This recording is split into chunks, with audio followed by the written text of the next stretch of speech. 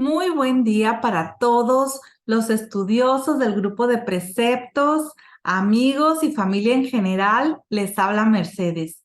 Hoy vamos a tener nuestra clase de la semana. Ya estamos en la semana número 20 y hoy vamos a estudiar el libro de Éxodo, capítulo 27 del versículo 20 hasta el capítulo 30, versículo 10.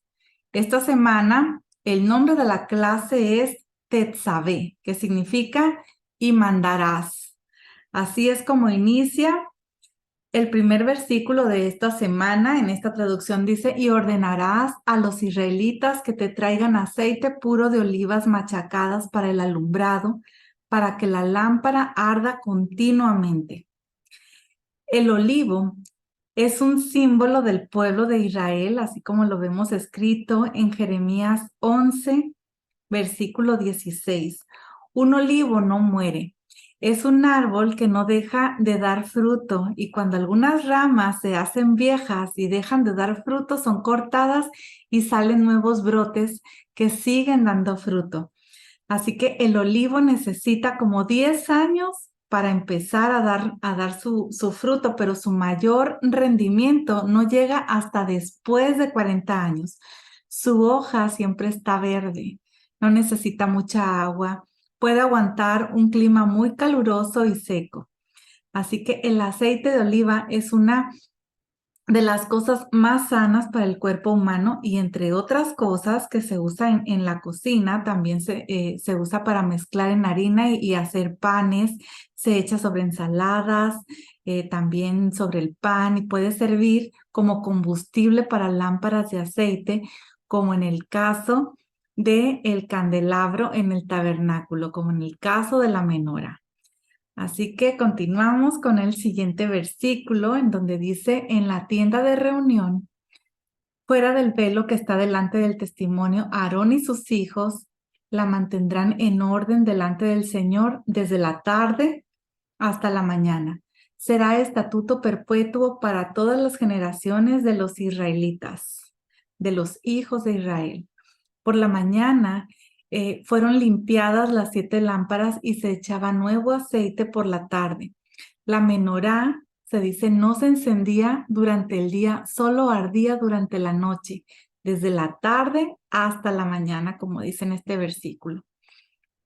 En el capítulo 28 leemos que entonces harás que se acerque a ti de entre los israelitas tu hermano Aarón y con él sus hijos para que me sirva como sacerdote. Aarón con Nadab, Abiú, Eleazar e Itamar, hijos de Aarón. Aarón es el sumo sacerdote. Su ministerio, como ya lo hemos comentado, es una sombra de un ministerio celestial en el tabernáculo verdadero.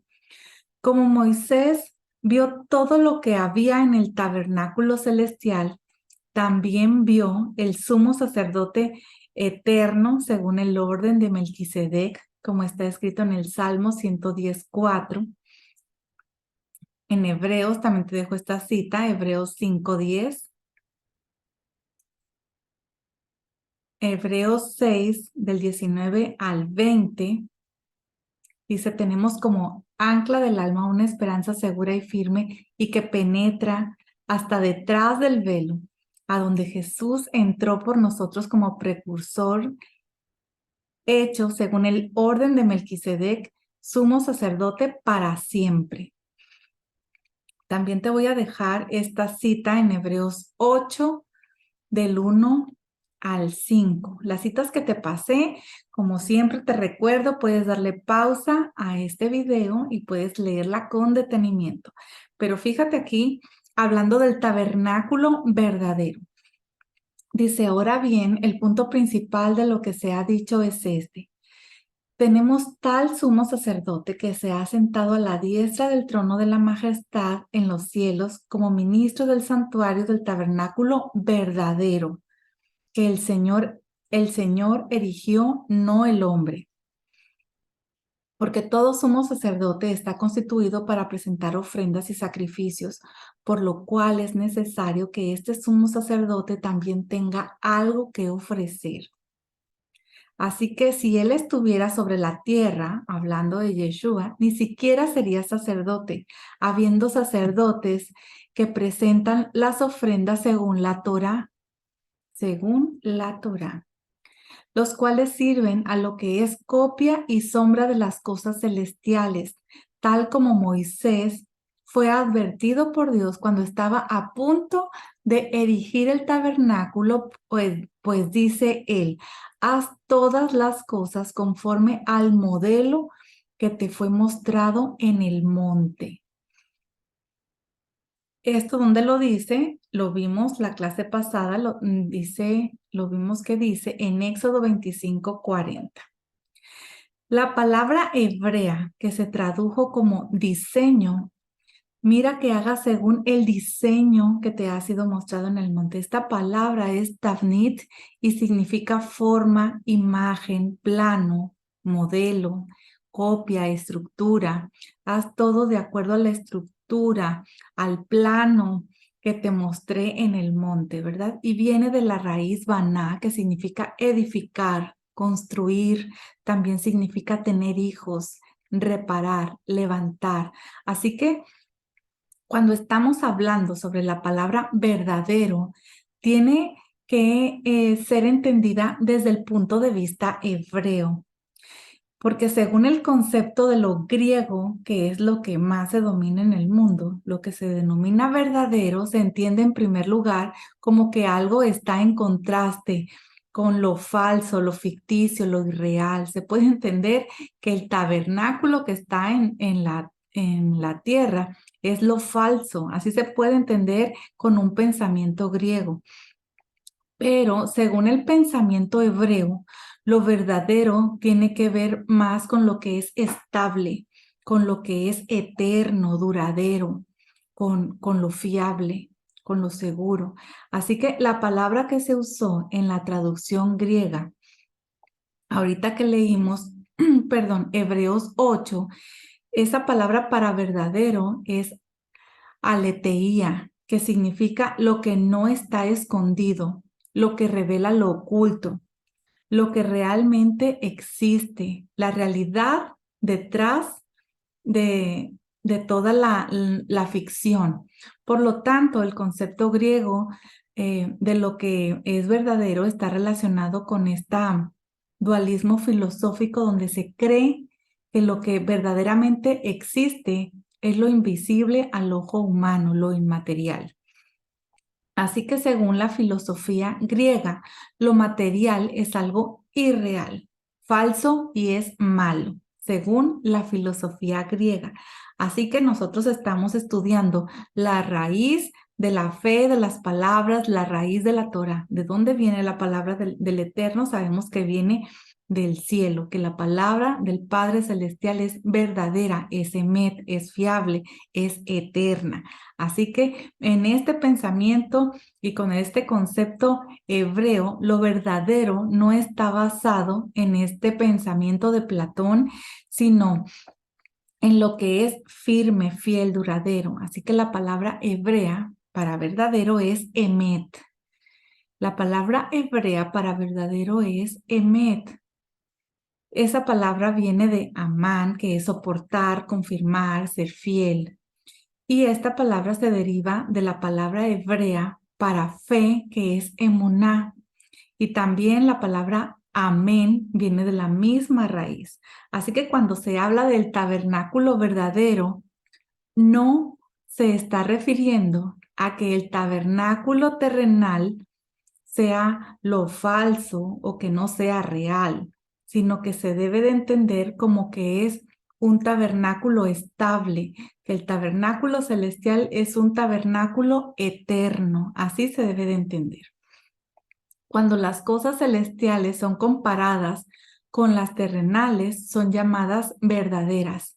Y esto no significa, repito, esto no significa que las cosas terrenales sean falsas o sean malas o sean insignificantes, sino tiene que ver con que las cosas celestiales son firmes, son duraderas. Las cosas invisibles son eternas, pero las cosas visibles son temporales, como lo vemos escrito en 2 de Corintios 4:18. También te dejo la cita de Jeremías 10:10, que dice, pero el Señor es el Dios verdadero, Emet, es la palabra Emet. Él es el Dios vivo y el Rey eterno. Así que aquí vemos la comparación entre lo verdadero y lo eterno. También te dejo esta cita, Juan 1:9, existía la luz verdadera. Ya sabemos que es la luz verdadera, fiel, estable, eterna. Lo mismo para Juan 6:32, Juan 6:55. Vamos a entender mucho mejor las escrituras. Juan 15:1. Hebreos 9:24. Dice que Mashiach no entró en un lugar santo hecho por manos, una representación del verdadero, ¿verdad? Una figura del verdadero, sino en el cielo mismo, para presentarse ahora en la presencia de Dios por nosotros. Entonces, se llega a la conclusión de que cuando se habla del verdadero tabernáculo, no es un contraste con lo terrenal. La palabra verdadero, en referencia al santuario celestial, no está usada para menospreciar, para hacer menos al tabernáculo que está en el desierto o en los templos que están en Jerusalén, sino se usa para resaltar la grandeza, resaltar la perfección y la estructura que es eterna de ese tabernáculo celestial, el cual es el modelo original para el tabernáculo terrenal y para los templos terrenales. También te dejo la cita de Hebreos 9:11, donde dice, pero cuando Mashiach apareció como sumo sacerdote de los bienes futuros a través de un mayor, de un más amplio, ¿verdad? Y más perfecto tabernáculo no hecho con manos, es decir, no de esta creación, lo verdadero, lo más amplio, lo más perfecto, lo más duradero, en contraste con lo terrenal que es más pequeño, es menos perfecto y es corruptible. Como hay un tabernáculo verdadero, eterno y celestial, también hay un sacerdocio verdadero, eterno y celestial, como lo leemos en Hebreos 5, del 5 al 10. De la misma manera, Mashiach no se glorificó a él mismo para hacerse sumo sacerdote, sino que lo glorificó el que le dijo, Hijo mío eres tú, yo te he engendrado hoy. Esto está hablando de la resurrección. Dice, como también dice en otro pasaje, tú eres sacerdote para siempre según el orden de Melquisedec. El Mesías en los días de su carne, habiendo ofrecido oraciones y súplicas con gran clamor y lágrimas al que lo podía librar de la muerte, fue oído a causa de su temor reverente. Aunque era hijo, aprendió obediencia por lo que padeció. Y habiendo sido hecho perfecto, vino a ser fuente de eterna salvación para todos los que le obedecen, siendo constituido por Dios como sumo sacerdote según el orden de Melquisedec. Este texto nos enseña que después de la resurrección, el Mesías, Yeshua, fue introducido en el sacerdocio celestial según el orden de Melquisedec.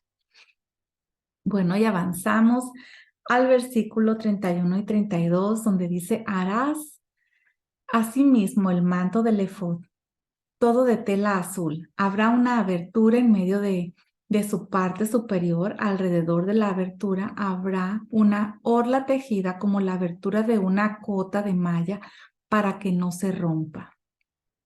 Cuando Aarón fue vestido con el manto azul del efod, estaba haciendo un acto profético que hablaba acerca del momento cuando el Mesías iba a trascender los cielos después de su resurrección. La cabeza de Aarón estaba encima del manto azul y su cuerpo debajo. De la misma manera el Mesías, que es la cabeza de su cuerpo, está sentado sobre los cielos y su cuerpo está debajo de los cielos. Y dice la escritura para que no se rompa.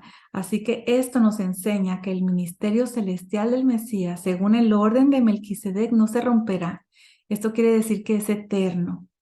El ministerio levítico está basado sobre hombres mortales, pero el ministerio, según el orden de Melquisedec, está basado sobre una vida indestructible, como está escrito en Hebreos 7, del 15 al 17.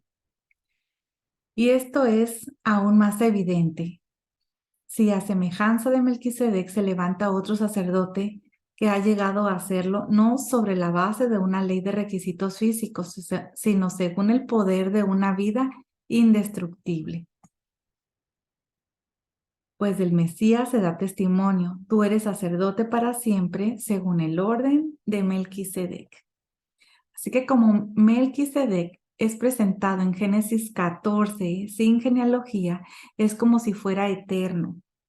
Por eso el Padre Celestial jura que el ministerio sacerdotal del Mesías tiene que ser según este orden, el orden de Melquisedec, que es de carácter eterno. Y esto nos enseña que Yeshua no pudo entrar en ese ministerio hasta después de su resurrección, puesto que no era inmortal antes de morir. El ministerio de Melquisedec fue iniciado cuando el Mesías fue levantado de los muertos y luego elevado muy por encima de los cielos. Todo el ministerio del sumo sacerdote Aarón en el tabernáculo, incluyendo su vestimenta, nos habla del ministerio que el Mesías tiene desde su resurrección hasta ahora. Y esa es la razón por la que la Torá está entrando en todos los detalles acerca de la ropa del sumo sacerdote. Cuando la Torá resalta un tema y lo repite, es porque es muy importante para nuestro Padre Celestial, y lo que es importante para Él es importante también para sus hijos.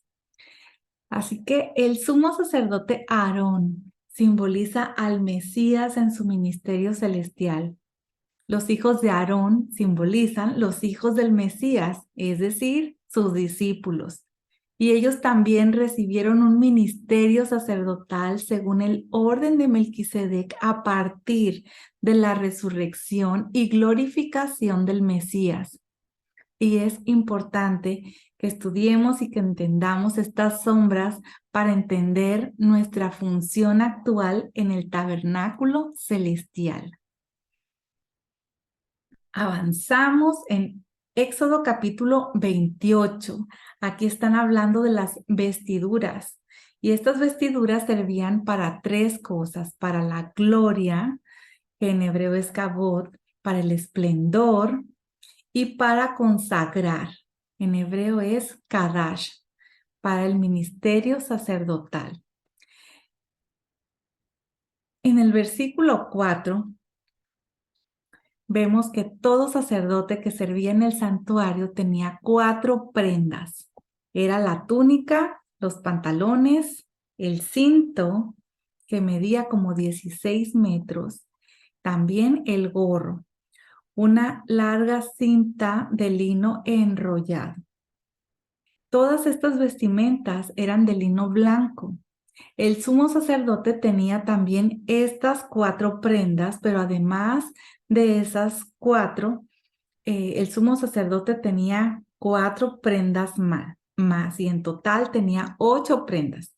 Así que las prendas adicionales para el sumo sacerdote fueron el manto azul, el delantal, que se conoce o lo estamos leyendo como un efod, ese es un delantal. El pectoral también era parte de la vestimenta del sumo sacerdote, y la diadema. En el versículo 6 Dice, harán también el efod de oro, de tela azul, púrpura y escarlata y de lino fino torcido, obra de hábil artífice. El efod estaba hecho como una especie de delantal de, del sacerdote. Eh, estaba como ceñido por la espalda a la altura del corazón y debajo de los codos.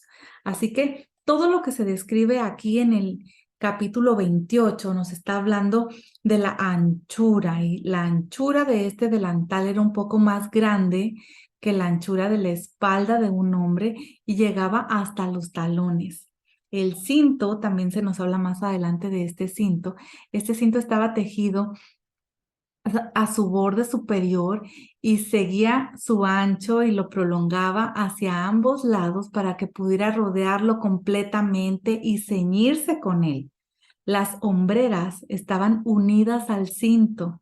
En la parte de atrás llegaban hasta los hombros y un poco más, de modo que se doblaban hacia adelante, hacia abajo. Y las piedras de ónice, esas piedras que estaban incrustadas, una en cada hombrera. Las dos cadenas de oro fueron insertadas en los dos anillos superiores del pectoral, una a la derecha y otra a la izquierda, y las dos puntas de cada cadena fueron insertadas en los engastes de cada hombrera. Y de esta manera el pectoral colgaba de los engastes del efod, del delantal, hasta la altura del corazón. Y los dos anillos que estaban en las dos esquinas bajas del pectoral coincidían con los dos anillos que estaban en la parte de arriba del cinto del efod. Así que estaban descansando unos sobre los otros, y esos anillos fueron atados entre sí con un hilo de lana azul para que el pectoral estuviese pegado al cinto del efod, al cinto del delantal, y que no se moviera. Todo estaba hecho de una manera perfecta. Más adelante, hablando de las piedras de ónice, dice, tomarás 2 piedras de ónice y grabarás en ellas los nombres de los hijos de Israel. El ónice es una piedra negra y es la primera piedra preciosa mencionada en la Torá. Lo vemos en Génesis 2:12. En Éxodo 28:11 dice, así como un joyero graba un sello, tú grabarás las 2 piedras con los nombres de los hijos de Israel. Las engastarás en filigrana de oro. En estas piedras de ónice estaban los nombres de Rubén, de Simeón, de Leví, de Judá, Dan y Neftalí en una piedra. Y en la otra piedra estaba Gad, Aser, Isaacar, Zabulón, José y Benjamín. Así que esto significa que había 25 letras en cada piedra, 50 letras en las 2 piedras. Dice más adelante, pondrás las 2 piedras en las hombreras del efod, como piedras memoriales para los hijos de Israel y Aarón, y llevarás sus nombres delante del Señor sobre sus hombros por memorial, sobre sus hombros. Esto es hermoso, ¿no? Ahora, estamos viendo que Aarón representa al Mesías, y de esto aprendemos que sobre los hombros del Mesías están los nombres de las 12 tribus de Israel, sobre 2 piedras negras. Y esto nos enseña que cuando el Mesías llevó el madero sobre sus hombros desde la ciudad hasta el lugar donde fue colgado, estaba llevando el pecado de las 12 tribus de Israel. Como Israel es la nación sacerdotal, representa a todas las naciones. Así que sobre los hombros del Mesías cargaba el pecado de todo el mundo, como lo vemos escrito en Isaías 53:11. También lo vemos en Juan 19:17. Y en Primera de Juan 2:2, donde dice, Él mismo es la propiciación por nuestros pecados, y no solo por los nuestros, sino también por los del mundo entero. Las 2 piedras de ónice sobre los hombros no solamente hablan de la carga del pecado de los hijos de Israel, sino del gran peso que conlleva ser responsable para el desarrollo espiritual de los demás. Esto lo vemos escrito en 2 Corintios 11:28.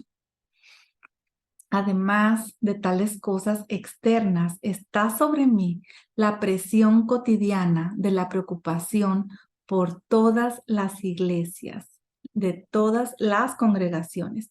Esta carga es la carga del intercesor. La intercesión es un ministerio sacerdotal. Te voy a ir dejando aquí unos versículos en pantalla, porque sobre sus hombros pesan aquellos nombres que también están en su corazón. Tienen que llevarlos delante del Padre Celestial en todo momento y mencionar sus nombres constantemente.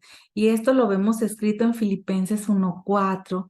Bueno, en diferentes versículos que te voy a dejar aquí, por ejemplo, Efesios 1:16, dice, no ceso de dar gracias por ustedes mencionándolos en mis oraciones. Segunda de Timoteo 1:3, doy gracias a Dios, a quien sirvo con limpia conciencia, como lo hicieron mis antepasados, de que sin cesar, noche y día, me acuerdo de ti en mis oraciones. También lo vemos en Filemón 4, Romanos 8:34. ¿Quién es el que condena? Yeshua HaMashiach es el que murió. Sí, más aún, el que resucitó, el que además está a la diestra de Dios, el que también intercede por nosotros. El ministerio de Mesías, según el orden de Melquisedec, fue entregado a sus discípulos 50 días después de su resurrección, que fue en el día de Shavuot, lo que se conoce como Pentecostés. Fue cuando el Espíritu fue dado, y según vemos escrito eso en Hechos capítulo 2, que te voy a invitar para que lo leas y lo recuerdes. Él fue investido en el cielo con esa ropa verdadera que también tiene los nombres de los hijos de Israel sobre sus hombros, y así él puede llevar la memoria de los hijos de Israel delante del Padre constantemente, como lo vemos escrito en Hebreos 7:25. Por lo cual Él también es poderoso para salvar para siempre a los que por medio de Él se acercan a Dios, puesto que vive perpetuamente para interceder por ellos. En Éxodo 28:15 dice, harás el pectoral del juicio, obra de hábil artífice, lo harás como la obra del efod, de oro, de tela azul, púrpura y escarlata, y de lino fino torcido, lo harás. El versículo 16 dice, será cuadrado y doble de 1 palmo de largo y 1 palmo de ancho. Montarás en él 4 hileras de piedra. La primera hilera será una hilera de rubí, topacio y una esmeralda. Hoy no se sabe con exactitud cuál es la identidad de estas 12 piedras. En Éxodo 28:20 habla sobre estas piedras preciosas engastadas en oro. Nos enseña acerca del inmenso valor que tiene cada uno de los hijos de Israel delante de nuestro Padre Celestial. No solamente habla del valor y la importancia de cada individuo, sino de que cada uno está en el corazón del Mesías para ser llevado delante del Padre Celestial perpetuamente. Así que sepas, que sepamos todos que estamos en el corazón del Mesías en este momento. Él está mencionando tu nombre delante del Padre Celestial en todo momento. Lleva casi 2000 años sirviendo como intercesor delante del trono, orando por cada uno de los hijos de Israel. Los nombres de los 12 hijos de Israel estaban en estas 12 piedras. La piedra número 11 fue un ónice. Esa piedra corresponde al nombre de José. El Mesías, el hijo de José, es el nombre que se le dio al Mesías sufriente. Así que la piedra de José, el ónice, también estaba sobre los hombros, y esto nos enseña que el Mesías, como siervo sufriente, el hijo de José, lleva las 12 tribus sobre sus hombros. En Éxodo 28-29 leemos que Aarón llevará los nombres de los hijos de Israel también en el pectoral del juicio sobre su corazón cuando entre en el lugar santo, continuamente por memorial delante del Señor. Esto nos enseña que el Mesías está llevando cada uno de los hijos de Israel sobre su corazón en este momento, presentándolos delante del Padre. Como hemos dicho antes, el ministerio de Melquisedec fue compartido con los hijos del Mesías cuando habían pasado 50 días desde su resurrección. Ellos ya habían recibido el poder de la resurrección de manera que la vida indestructible les había sido impartida, como lo leemos en Juan 20-22. Después de decir esto, hablando de Yeshua, sopló sobre ellos y les dijo: reciban el Espíritu Santo, el Espíritu de santidad. Cuando Yeshua sopló sobre sus discípulos, les impartió la vida indestructible que él había recibido por medio de la resurrección. Fue un acto semejante cuando el Padre Celestial sopló en la nariz de Adán para darle la vida. Esto lo leímos en Génesis 2. En la resurrección había sido creado el segundo nuevo hombre y ese nuevo hombre tiene una vida indestructible. Por lo tanto, podrá servir según el orden de Melquisedec. Así que no solamente el Mesías tiene ese ministerio, sino también los que por medio de él reciben esa vida en el Espíritu. La inmersión, el bautismo en el Espíritu de santidad capacita al seguidor del Mesías a ministrar en el templo celestial en espíritu y en verdad, como lo leemos en Juan 4, del 21 al 24. Aquí habla sobre la adoración. Jesús le dijo: mujer, cree lo que te digo, la hora viene cuando ni en este monte ni en Jerusalén adorarán ustedes al Padre. Ustedes adoran lo que no conocen. Nosotros adoramos lo que conocemos porque la salvación viene de los judíos. Sabemos que Yeshua es judío. Pero la hora viene y ahora es cuando los verdaderos adoradores adorarán al Padre en espíritu y en verdad, porque ciertamente a los tales el Padre busca que lo adoren. Dios es espíritu y los que lo adoran deben adorar en espíritu y en verdad. En este contexto, la palabra adorar está conectada con el culto de los sacrificios en el templo. Adorar en el espíritu y verdad implica servir en el templo celestial por medio del espíritu según el orden de Melquisedec.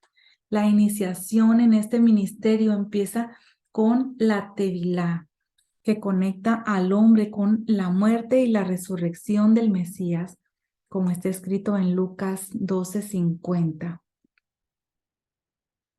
También te voy a dejar de tarea que leas Romanos 6, del 3 al 11.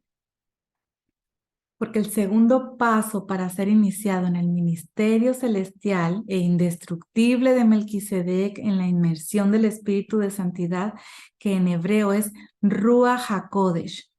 Así es, el Espíritu de Santidad en hebreo es Ruach HaKodesh, como está escrito en Mateo 3:11, que dice: yo en la verdad los bautizo a ustedes con agua para arrepentimiento, pero aquel que viene detrás de mí es más poderoso que yo, a quien no soy digno de quitar las sandalias. Él los bautizará con Espíritu Santo y con fuego. Esta unción sacerdotal no fue entregada a los fieles en Israel hasta después de la resurrección y la glorificación del Mesías. Es decir, después de su iniciación en el ministerio como sumo sacerdote en el tabernáculo celestial, como lo vemos escrito en Juan 7, del 37 al 39. 40 días después de la resurrección, Yeshua todavía no había sido glorificado. Todavía quedaban 10 días para cumplir la cuenta del Omer, que es entre Pesaj y Shavuot, entre la Pascua y Pentecostés, y la entrega de la promesa del Padre, como está escrito en Hechos 1:5.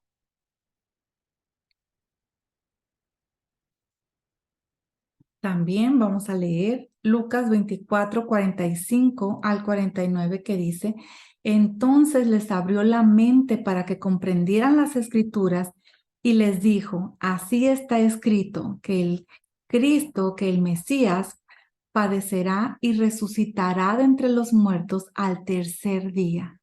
Les abrió la mente, el entendimiento, para que pudieran entender la Torá,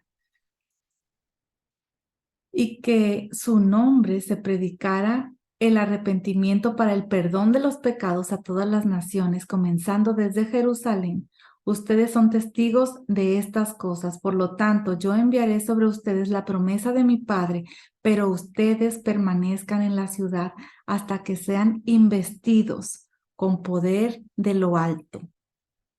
Después de su resurrección, Yeshua iba explicando lo que de él estaba escrito en el Tanaj, lo que de él estaba escrito en la Torá. Sus mentes fueron abiertas por el soplo y la nueva vida indestructible que recibieron y pudieron creer en Yeshua conforme a las Escrituras. Pero todavía no había llegado el momento para el cumplimiento de la promesa del Padre, la investidura de poder de lo alto. La investidura de lo cual se habla aquí es la investidura según el orden de Melquisedec, que está simbolizada proféticamente por las investiduras de Aarón y sus hijos en los capítulos que estamos estudiando en esta semana.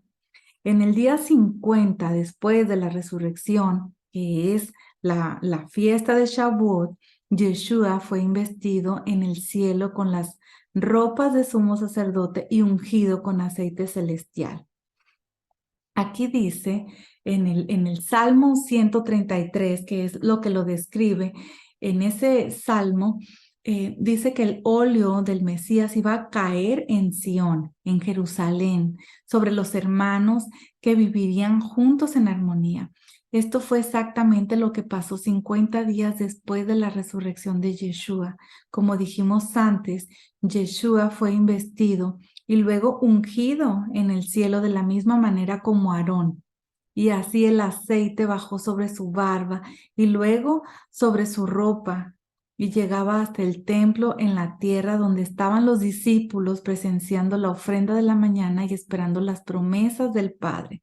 Así que puedes leer de nuevo el Salmo 133, que está muy, muy cortito, y te voy a dejar en pantalla Hechos 2, versículo del 1 al 4. Dice: cuando llegó el día de Pentecostés, estaban todos juntos en un mismo lugar. Y de repente vino del cielo un ruido como el de una ráfaga de viento impetuoso que llenó toda la casa. Pero nosotros sabemos que esta casa es lo que se refiere al templo, la casa de Dios, donde estaban sentados. Se les aparecieron lenguas como de fuego que, repartiéndose, se posaron sobre cada uno de ellos. Todos fueron llenos del Espíritu Santo y comenzaron a hablar en otras lenguas según el Espíritu les daba habilidad para expresarse.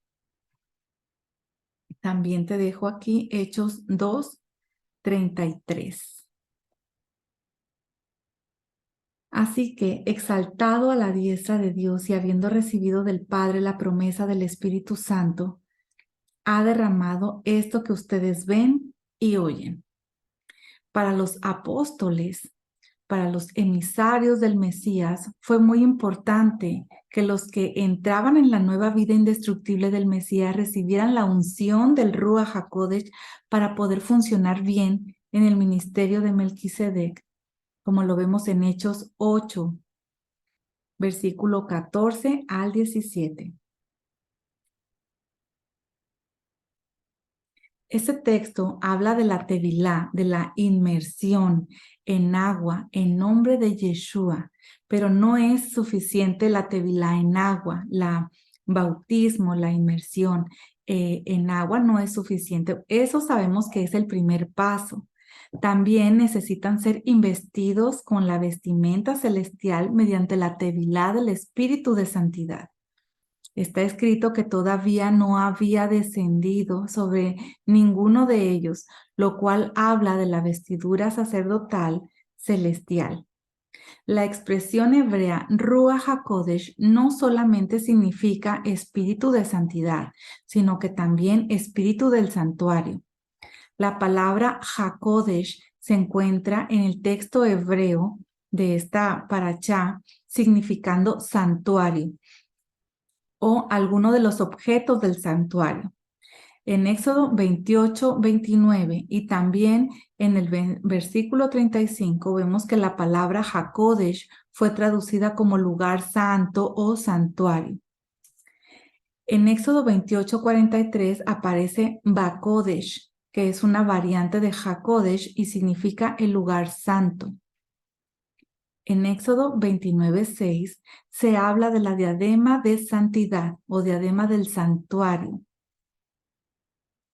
En Éxodo 29, 29 aparece la expresión Uvidei HaKodesh, las ropas de santidad o las ropas del santuario. También vemos en Números 28:7 que aparece la expresión Bakodesh, literalmente en la santidad, como una referencia al altar donde fue derramada la libación. Todos estos textos que aparecieron en pantalla nos enseñan que cuando una persona es sumergida en la Ruach HaKodesh, no solamente recibe el espíritu de santidad para obtener poder y vivir una vida consagrada al Padre eterno en obediencia a sus mandamientos, sino una investidura del espíritu del santuario para poder servir en esta era mesiánica, en los objetos de santidad celestiales. Te voy a dejar este versículo, esta cita de Hechos 10 del 43 al 48. Aquí estamos viendo cuando Pedro predicó acerca de Yeshua conforme a la escritura profética. Los gentiles creyeron en él según esa escritura.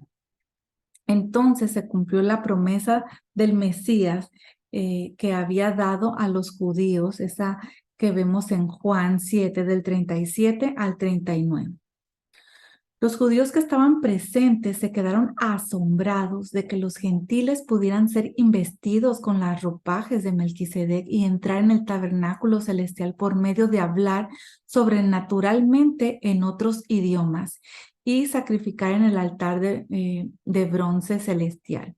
El Padre Eterno mostró así que a partir de la resurrección de Mesías, la vida indestructible es ofrecida a los gentiles sin que se hagan judíos.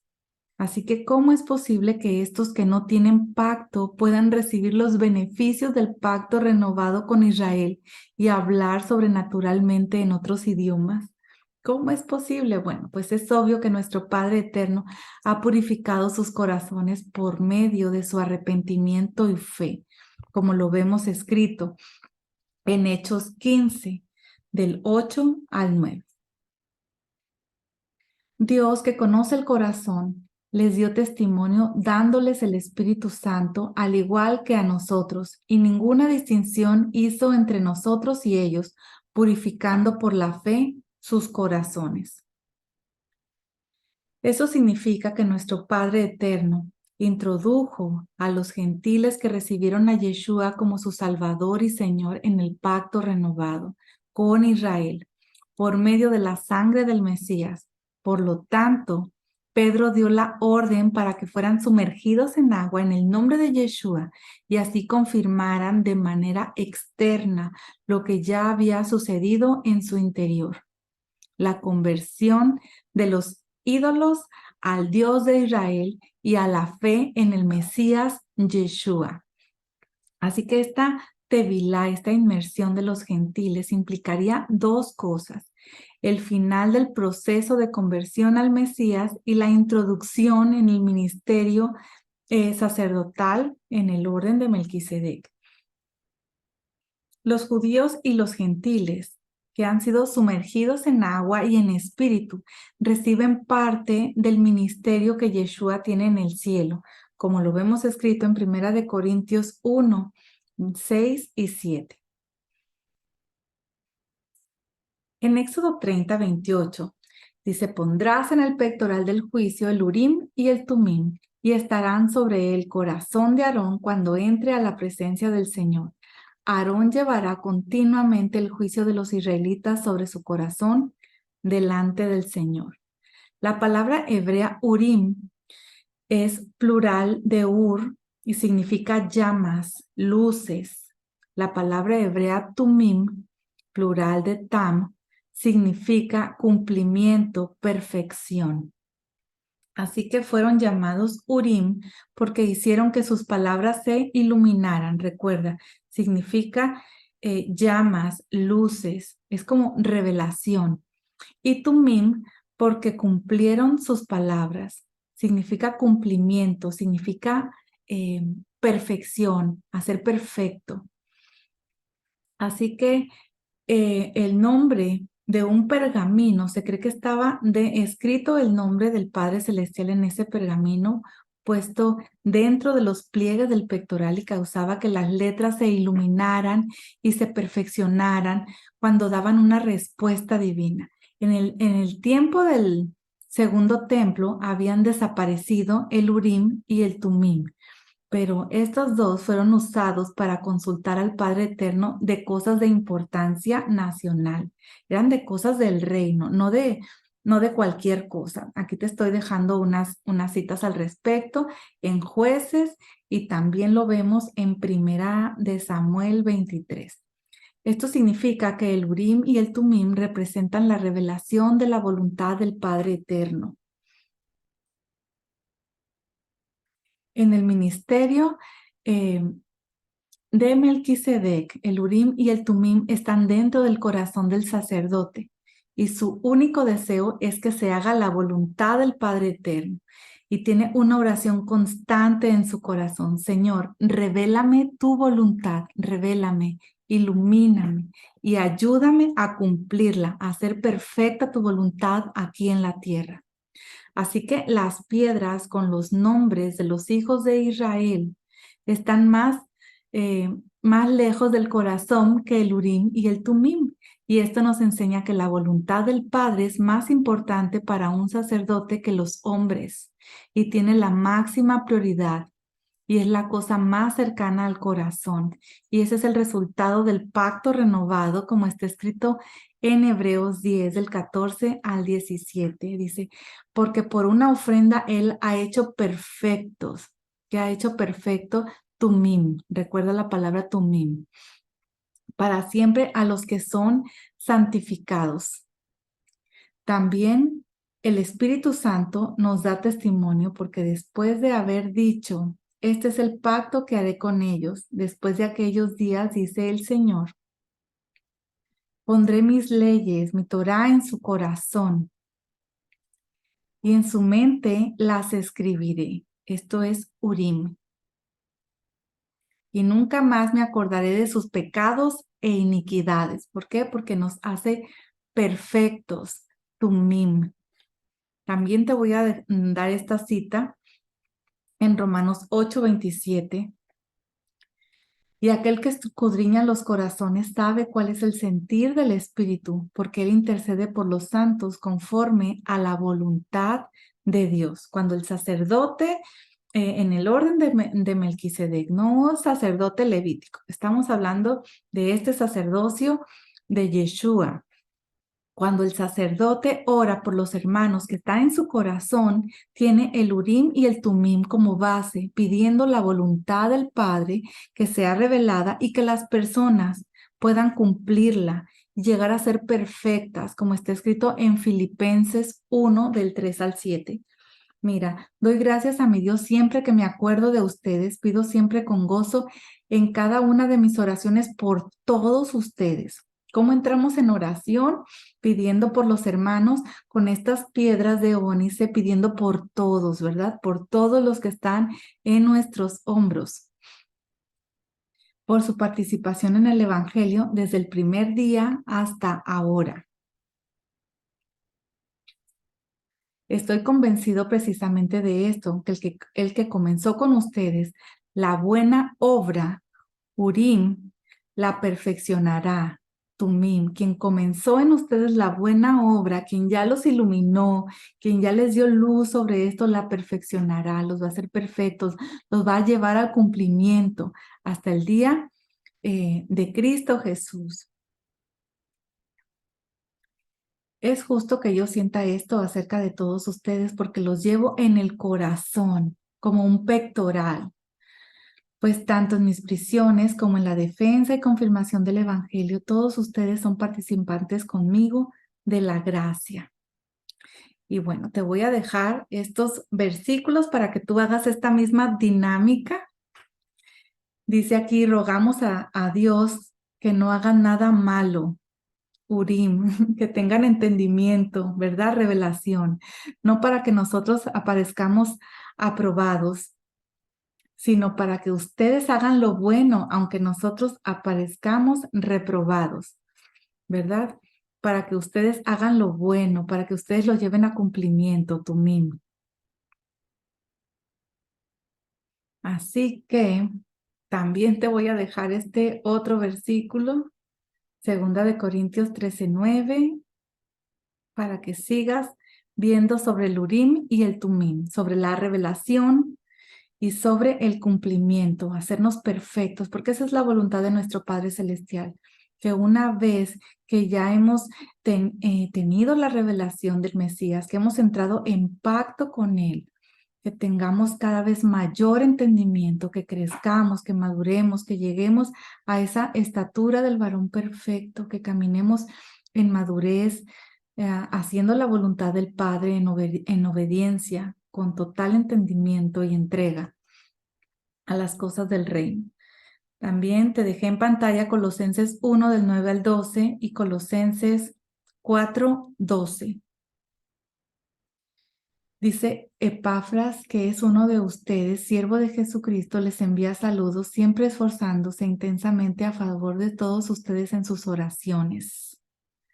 A favor de todos ustedes en sus oraciones. ¿Recuerdan las piedras de ónice? Para que estén firmes, Tumim, perfectos, Tumim, y completamente seguros de la voluntad de Dios, que tengan la revelación, saber, tener el entendimiento, que nos dé luz de la voluntad de Dios. Esto es Urim. Y bueno, pues ellos sabían perfectamente, los apóstoles, exactamente de qué estaban hablando. Estaban hablando el lenguaje del templo. Hay una página preciosa, un ministerio que da clase sobre el templo, lo puedes buscar como Tesoros del Templo, y entendiendo las actividades del sacerdocio y de cada uno de los elementos, los niveles de santidad, nos da mucha mayor revelación y entendimiento de lo que nosotros conocemos como Nuevo Testamento. Así que estoy dejando los siguientes versículos que hablan todos sobre esto que estamos hablando, sobre las piedras del Urim y el Tumim. Y avanzamos a Éxodo 28:31. Dice, harás asimismo el manto del efod, todo de tela azul. Todo este manto fue hecho de lana azul y el color azul es sacado de un molusco. Es el mismo color que se usa para uno de los hilos de los flecos que cuelgan en las 4 esquinas del manto de lo que usan los judíos hoy en día. Durante mucho, pero mucho tiempo no se sabía con exactitud qué animal era este molusco, pero durante el último siglo se han hecho investigaciones muy profundas que han resultado en que identificaron exactamente este animal y por esta razón ya se puede conseguir el hilo azul para los flecos de en las tiendas judaicas que se venden en Israel, y el nombre del hilo de lana azul que se usaba en aquel tiempo y que ahora se sigue usando es tejelet. El color azul, te recuerdo, que simboliza el cielo. Éxodo 28:32 nos dice que habrá una abertura en el medio de la parte superior. Alrededor de la abertura habrá una orla tejida, como la abertura de una cota de malla para que no se rompa. Este manto de color azul celeste muestra cómo el Mesías, que es la cabeza, traspasó los cielos. Su ministerio es eterno y no se romperá. Así que el cuerpo del Mesías somos sus hijos que hemos recibido la misma vida indestructible por medio de su resurrección, como lo vemos escrito en Colosenses 1:18, Primera de Corintios 10:17 y también en Efesios 1 del 18 al 23. Vemos que el ministerio de Melquisedec es ejecutado en una íntima colaboración entre la cabeza, que es el Mesías, y el cuerpo, ¿verdad? Que es su congregación. Todos los que han pasado por la inmersión en el agua y por el Espíritu son parte de su cuerpo, como lo vemos escrito en Primera de Corintios 12:13. Dice, pues por un mismo Espíritu todos fuimos bautizados en un solo cuerpo, ya judíos o griegos, o esclavos o libres, a todos se nos dio a beber del mismo Espíritu.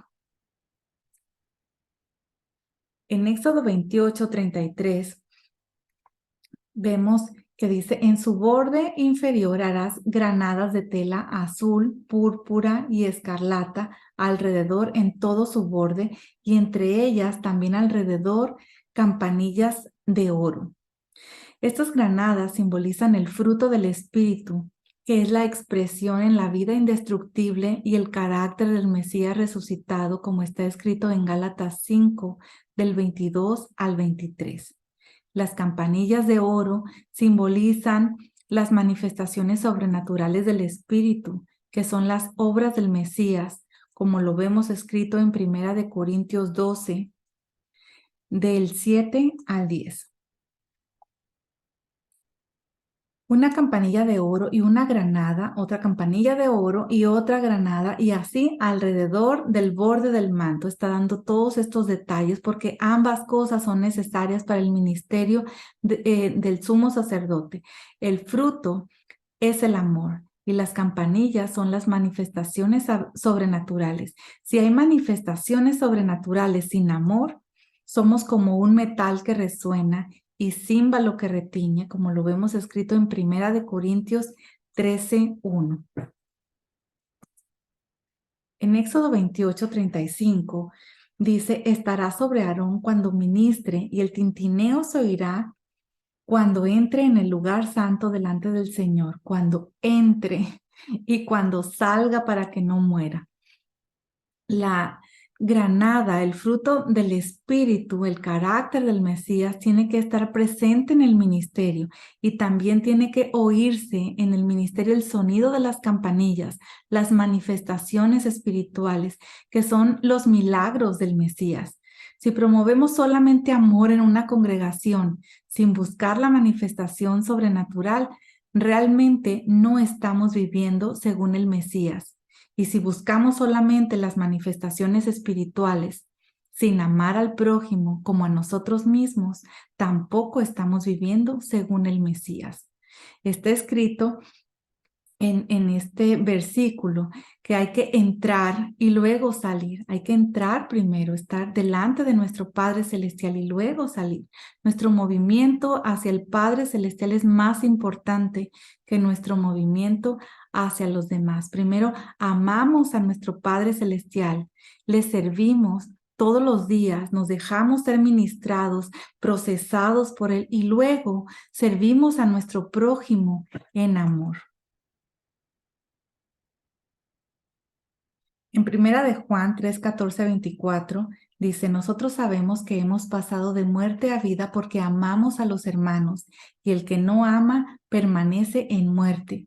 Todo el que aborrece a su hermano es un asesino, y ustedes saben que ningún asesino tiene vida eterna permanente en él.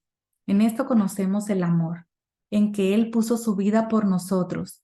También nosotros debemos poner nuestras vidas por los hermanos. Pero el que tiene bienes de este mundo y ve a su hermano en necesidad y cierra su corazón contra él, ¿cómo puede morar el amor de Dios en él? Hijos, no amemos de palabra ni de lengua, sino de hecho y en verdad.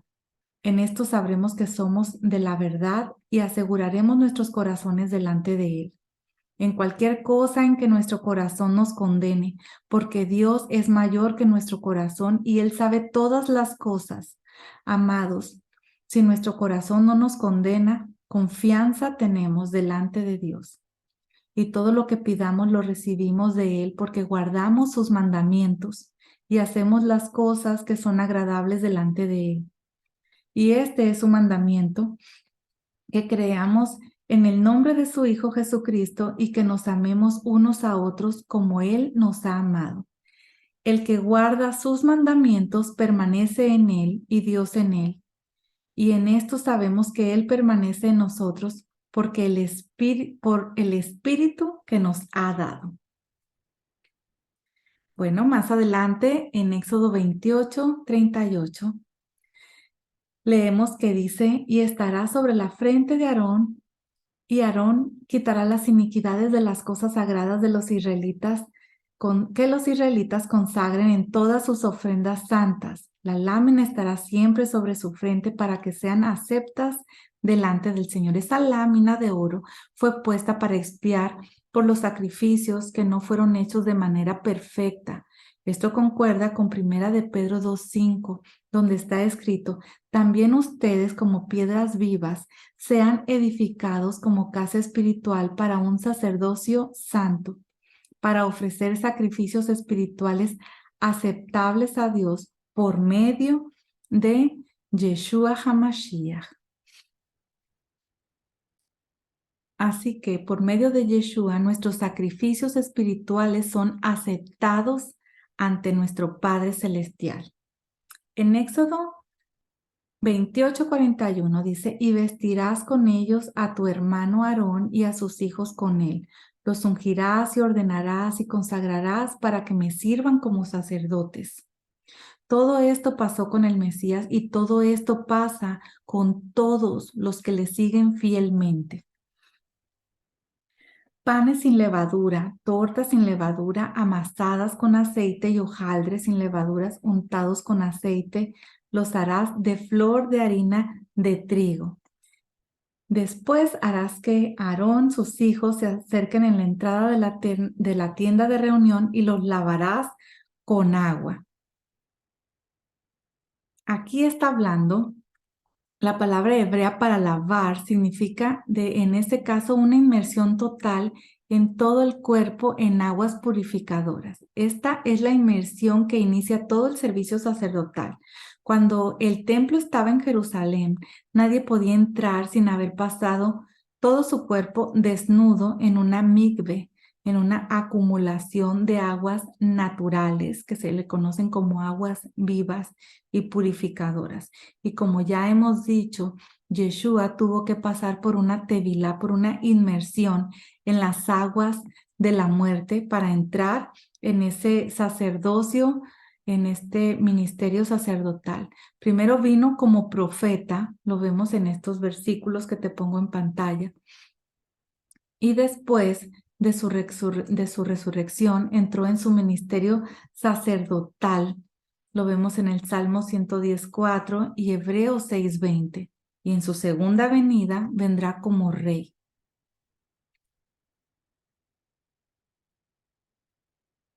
En Éxodo 29:5 dice, y tomarás las vestiduras y pondrás sobre Aarón la túnica, el manto del efod y el pectoral, y lo ceñirás con el cinto tejido del efod.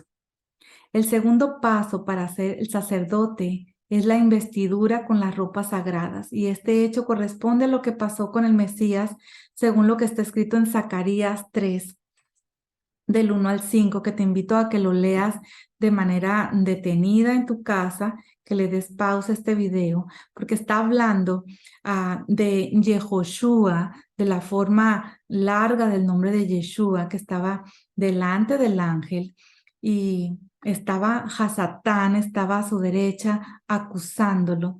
Así que le dice que el Señor te reprenda, Hasatán, y habla acerca de la resurrección de Yeshua. Dice, no es este un tizón arrebatado del fuego. Aquí está hablando de la resurrección. Y también dice, Josué, Yehoshua estaba vestido de ropas sucias, en pie delante del ángel. ¿Por qué estaba de ropas sucias? Por los pecados que tenía. Y se le da la instrucción que se le quiten esas ropas sucias, igual que es la instrucción que se nos da a nosotros, que nos despojemos de ese viejo hombre. Y dice que le va a vestir con ropas de gala, ¿verdad? Aquí hablando de Yehoshua, con ropajes sacerdotales, del sumo sacerdote. Así que yo te invito a que lo leas con detenimiento porque este pasaje es hermoso. En Éxodo 29:7 dice, luego tomarás el aceite de la unción y lo derramarás sobre su cabeza y lo ungirás. Ese es el tercer paso y eso pasa cuando pasó cuando Yeshua fue hecho Mesías, que lo conversamos ya, fue ungido, como está escrito en Hechos 2:36. Así que los que creen en él conforme a las escrituras reciben la misma unción que viene en Juan, en primera de Juan 2:20, dice, pero vosotros tenéis unción del Santo y todos vosotros lo saben. También puedes leer en primera de Juan también 2:27, que dice, en cuanto a vosotros, la unción que recibiste de él permanece en vosotros y no tiene necesidad de que nadie os enseñe. Y bueno, pues puedes seguir leyendo primera de Juan 2, primera de Juan 3 y 4 y va a hablar precisamente de lo mismo. Dice en Éxodo 29:11, matarás el novillo delante del Señor a la entrada de la tienda de reunión. El cuarto paso para iniciar el ministerio sacerdotal que estamos viendo aquí es a presentar un sacrificio delante del Señor. Ese sacrificio es diferente a todos los que vamos a ver más adelante, que son ordenados en Levítico. Por ser sacrificios de inicio de un ministerio sacerdotal, es especial y no se preparan exactamente igual que los demás sacrificios. Después dice, tomarás de la sangre que está sobre el altar y del aceite de la unción y lo rociarás sobre Aarón y sobre sus vestiduras, sobre sus hijos y sobre las vestiduras de sus hijos, y quedarán consagrados él y sus vestiduras y también sus hijos y las vestiduras de sus hijos con él. Ese es el quinto paso de la iniciación sacerdotal, que es la consagración, y concuerda perfectamente con lo que vemos en Primera de Pedro 1:2. En Éxodo 29:35 dice, así harás pues a Aarón y a sus hijos conforme a todo lo que te he mandado, por 7 días lo consagrarás. Así que ese fue el tiempo que duró. Esto es lo que ofrecerás sobre el altar, 2 corderos de 1 año, cada día continuamente. Ofrecerás uno de los corderos por la mañana y el otro cordero lo ofrecerás al atardecer. Ese sacrificio fue llamado tamid, continuo, porque se hacía todos los días del año, incluso durante las fiestas. Lo revestirás de oro puro, su parte superior, sus lados en derredor y sus cuernos, y le harás una moldura de oro alrededor. Ese altar tenía un techo, a diferencia del altar de bronce en el atrio que fue llenado de tierra. Y le dice la instrucción, pondrás en el altar delante del velo que está junto al arca del testimonio, delante del propiciatorio que está sobre el arca del testimonio, donde yo me encontraré contigo. El altar de oro no estaba más cerca del velo que la mesa o la menorá, el calendario. La expresión que dice que lo ponga delante de implica que estaba alineado en el lugar santo en una línea directa frente al arca. En Éxodo 30, versículo 7 dice, Aarón quemará incienso aromático sobre él, lo que quemará cada mañana al preparar las lámparas. En las Escrituras, el incienso aromático simboliza el conocimiento. Esto lo vemos escrito en 2 de Corintios 2, 14 y también el versículo 15. La quema del incienso simboliza la oración con el entendimiento, como está escrito en 1 de Corintios 14, 15. Y también te dejo estas citas que están en Apocalipsis.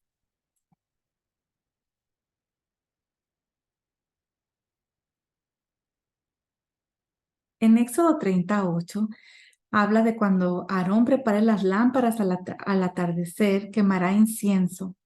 Habrá incienso perpetuo delante del Señor por todas las generaciones de ustedes.